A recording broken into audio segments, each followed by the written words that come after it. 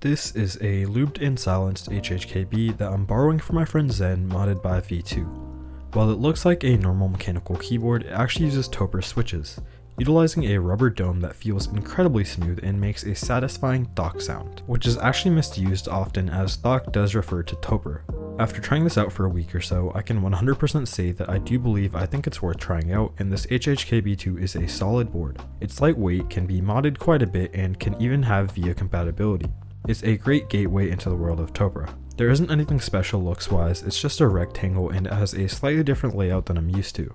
These springs in this specific board are slightly too heavy for me, but the tactility and sound of the board is amazing. It's something that I haven't experienced in mechanical keyboards at all.